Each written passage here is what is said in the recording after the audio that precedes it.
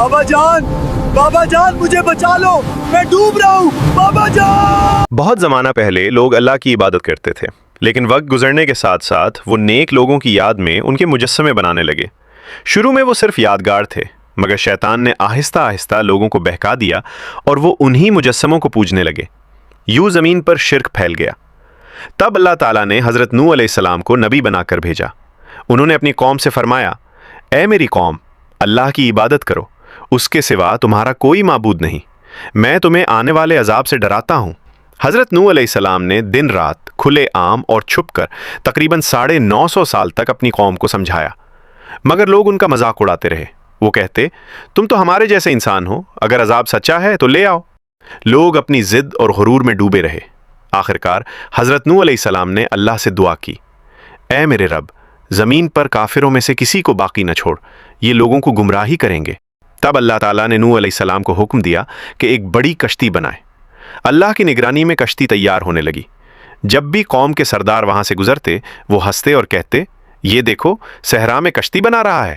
نوح علیہ السلام جواب دیتے، آج تم ہم پر ہنستے ہو، کل ہم تم پر ہنسیں گے جب عذاب آ جائے گا۔ آخرکار اللہ کی نشانی ظاہر ہوئی، ایک تنور سے پانی ابلنے لگا۔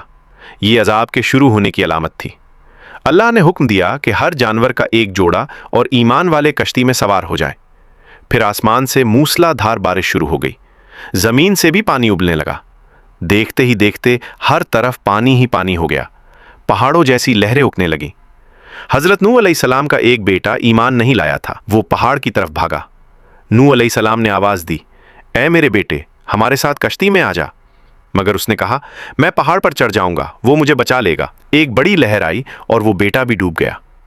40 دن اور 40 رات تک بارش برستی رہی۔